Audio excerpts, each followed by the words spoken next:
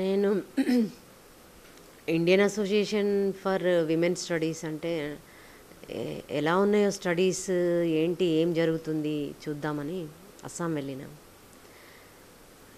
కానీ అక్కడ నాకు అంటే ఇక్కడి నుంచి ఒక దళిత మహిళ అది కోఆర్డినేట్ చేస్తుందనే అంశం కూడా నాకు కొంత ఆ,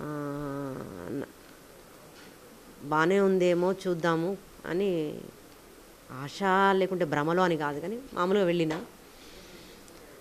నాకు ఎప్పటి నుంచో నార్త్ ఈస్ట్ విమెన్ మీద ఆ, వాళ్ళని చూడాలని, వాళ్ళతో మాట్లాడాలని, అక్కడ ఏం జరుగుతుంది యాక్చువల్గా అనేది తెలుసుకుందామనే ఇదితోని Assam Indian association for women studies మీటింగ్కి వెళ్ళడం జరిగింది. అయితే నేను అక్కడ ప్లీనరీలో చూసింది ఏంటంటే అంతా నార్త్ ఈస్ట్ విమెన్, ఈ ఆ, నాగాల్యాండ్, మేఘాలయ, త్రిపుర, మణిపూర్ ఆ విమెన్ వచ్చిండ్రు. అయితే ఆ విమెన్కి ఆ విమెన్ అంటే విక్టిమ్స్ ఏం కనిపించలేదు. అక్కడ అకాడమీలో పనిచేసే ఒకరిద్దరు అది, కానీ మిగతా వాళ్ళంతా అంటే ఆ రేస్ని చూస్తే మనకు అర్థమవుతుంది. ఆ నార్త్ ఈస్ట్ విమెన్ రేస్ వాళ్ళు ఒకరిద్దరే ఆ ప్లీనరీ సెషన్లో కనిపించారు. అది అంటే వీళ్ళు అంటే నార్త్ ఈస్ట్ వైపు కాస్ట్ ఒకటి లేదు అనేది అది అందరికీ తెలియదు. అంటే అంతా ఎస్టీలు, వాళ్ళు ఎస్టీస్కి కాస్ట్ సిస్టంలో ఎస్టీస్ లేరు. ఆ విమెన్ మళ్ళీ మెయిన్గా ఏం మాట్లాడిండ్రంటే ఈ ఫెమినిజము 30 years నుంచి ఏది మాట్లాడుతుందో అంటే ఆడపిల్లల్ని గవర్నమెంట్ స్కూల్స్కి, మగ పిల్లల్ని ప్రైవేట్ స్కూల్స్కి అవి మాట్లాడారు. తర్వాత ఇంకా ఆడపిల్లల్ని ఇంట్లో పని చేయిస్తారు మగ ఈ చుట్టే తిరిగినాయి కానీ ఆ ఇష్యూస్ కూడా. కానీ అక్కడ జరుగుతున్న ఉద్యమాలు ఒక అతను మాట్లాడాడు, కానీ మిగతా వీళ్ళంతా మళ్ళీ ఆ ఫెమినిజం చుట్టే తిరగడం జరిగింది. ఇంకొకటి ఏంటంటే ఆ ప్యానల్లో ఒక్క దళిత మహిళ కూడా లేకపోవడం ఆశ్చర్యం కలిగించింది. ఒక్క దళిత మహిళ అంటే ఆల్ ఇండియా లెవెల్లో చాలా ఇన్స్టిట్యూషన్స్లో, అకాడమీ లెవెల్లో, యూనివర్సిటీస్ లెవెల్లో చాలా విమెన్ సెల్స్ ఉన్నాయి, విమెన్ స్టడీ సెంటర్స్ ఉన్నాయి. కానీ అక్కడి నుంచి దళిత్ విమెన్ ఆ ప్లీనరీలో ఆ స్టేజ్ మీద కనిపించలే. ఎక్కువ మంది వీళ్ళే కనిపించిండ్రు. అంటే ఫెమినిస్టులు, అప్పర్ కాస్ట్ ఫెమినిస్టులే ఆ పైన కనిపించిండ్రు. ఆ తర్వాత థీమ్స్ అని పెట్టిండ్రు. 10 నుంచి 1 వరకు ప్లీనరీ. ఆ ప్లీనరీలో అసలు దళిత్ విమెన్ ఇష్యూస్ కానీ ఏమీ రాలేదు, ఆదివాసీ కూడా రాలేదు. కేవలం north east, that costless women మీద, దట్టు ఆ ఫెమినిస్ట్ కంట్రోల్లోనే, ఫెమినిస్ట్ ఫ్రేమ్స్లోనే ఇష్యూస్ వచ్చినాయని నేను గమనించడం జరిగింది. ఇంకొకటి ప్రధానంగా ఏంటంటే థీమ్స్ 132 తర్వాత 5 వరకు పెట్టిన దాని మీద ఒక సరి అయిన ఒక బోర్డు వేసి, లేకుంటే అక్కడిక్కడ అన్ని రూట్స్ అవి పక్కన పెడితే మిగతావి ఎట్లా జరిగినాయి అంటే అన్నీ ఈ ఎస్టీలవి, ఎస్సీలవి, బీసీలవి, ఆదివాసీలవి, ల్యాండ్, తర్వాత పీస్, ల్యాండ్లెస్ ఇవి, తర్వాత ఇట్లా కొంతమంది కోఆర్డినేట్ చేయడం ఇట్లా జరిగింది. కానీ దళిత్ విమెన్ ఎక్కువ కనిపించలేదు. దళిత్ విమెన్ ఇష్యూస్ కూడా చాలా తక్కువ. ఫోర్త్ థీమ్లో పెట్టినా కూడా వేరే వాళ్ళు దళిత్ విమెన్ ఇష్యూస్ వేరే వాళ్ళు మాట్లాడినవి నేను చూసిన. చాలామంది ఇంకా రావాల్సి ఉండే. అంటే దళిత్ విమెన్తోని మాట్లాడిస్తే బాగుంటుందేమో అని నేను ఫీల్ అయినా. దళిత్ విమెన్ ఇష్యూస్, ఆదివాసీ విమెన్ ఇష్యూస్ వాళ్ళతోనే మాట్లాడించి వాళ్ళ బేస్, వాళ్ళ బ్యాక్గ్రౌండు, వాళ్ళ ప్యాట్రియార్కీ, వాళ్ళ ఫ్యామిలీ, వాళ్ళు ఫేస్ చేసే ప్రాబ్లమ్స్ మీద మాట్లాడితే బాగుండేదేమో అని మేము అక్కడ కొంతమంది పూణే, తర్వాత బెంగాల్ నుంచి విమెన్, అసలు దళిత్ విమెన్ రాలేదు. పూణే అంటే మహారాష్ట్ర, తమిళనాడు, కేరళ నుంచి కూడా రాలేదు.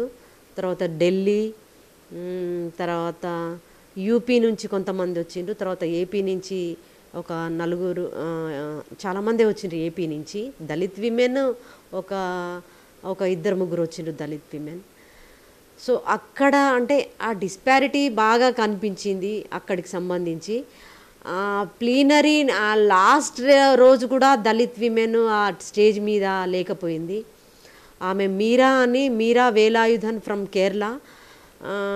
తను ఐఏ అంటే ఇండియన్ అసోసియేషన్ ఫర్ విమెన్ స్టడీస్లో 80s నుంచి చేస్తున్నట్టు తెలిసింది. ఆమె వాయిస్ కూడా ప్లీనరీలో లేదు. అంటే దాన్ని గమనించి చాలామంది దళిత్ విమెన్ మాట్లాడారు. అవును, దళిత్ విమెన్ మిస్ అయింది, దళిత్ విమెన్ ఇష్యూస్ కూడా మనతోని మాట్లాడించట్లేదు. తర్వాత ఆ పేపర్ ప్రజెంటేషన్ అప్పుడు కూడా చాలా డిస్క్రిమినేషన్. వీళ్ళకి దళిత్ విమెన్కేమో టైం అయిందని తీసేసుకోవడము, పక్కన పెట్టడం, వేరే వాళ్ళకేమో లీజర్గా టైం ఇవ్వడము, అట్లా కూడా జరిగినాయి. ఇంకొకటి ఏంటంటే ఈ ఏవైతే Dalit women issues, Adivasis women issues ఉన్న థీమ్స్ అవి చాలా పెద్ద హాల్స్ మాట్లాడుతుంటే అంత రీసౌండ్ రావడము. అదే వాళ్ళు ప్రజెంటేషన్ చేసేది అంటే అప్పర్ కాస్ట్ విమెన్ అకాడమీ నుంచి వచ్చిన విమెన్కి మాత్రం చాలా క్లోజ్డ్ రూమ్స్, చాలా పీస్ఫుల్గా సైలెంట్గా చాలా మంచి రూమ్స్. డిస్కషన్కి కానీ లేకుంటే సౌండ్ వినడానికి కూడా చాలా ఇదిగా ప్లెజెంట్గా ఉన్నాయి, చాలా చిన్నవి. అదే వీళ్ళకి ఇచ్చినవి అయితే చాలా పెద్ద పెద్ద హాళ్ళు, చాలా డిస్టర్బింగ్గా రీసౌండ్గా చాలా గందరగోళంగా ఉండే. అదెందుకు అది ఇచ్చేది అందరికీ ఒకే ఇవి ఇస్తే బాగుండేది. కొందరికేమో అంటే అక్కడ హ్యుమానిటీస్ వాళ్ళకేమో ఈ సబ్ థీమ్స్, అది దళిత్ ఆదివాసీ విమెన్ ఇష్యూస్ వచ్చినప్పుడు వీళ్ళకేమో ఇట్లాంటివి ఇచ్చి వాళ్ళకి మాత్రం వేరే రూమ్స్ ఇవ్వడం కూడా అది డిస్క్రిమినేషన్ కింద అనుకున్నారు అక్కడ దళిత్ విమెన్ చాలామంది. తర్వాత ఇంకా ఏంటంటే దాని మీద చాలామంది ఫీల్ అయ్యారు.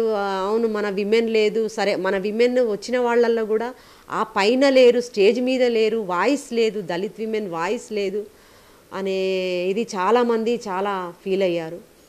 మేము మీరా ఒక్కతే ఉంది, ఫ్రమ్ 1980 నుంచి మీరా ఒకతే ఉంది, దట్ టు వాయిస్లెస్ అనేది కూడా చాలామంది ఫీల్ అయినరు.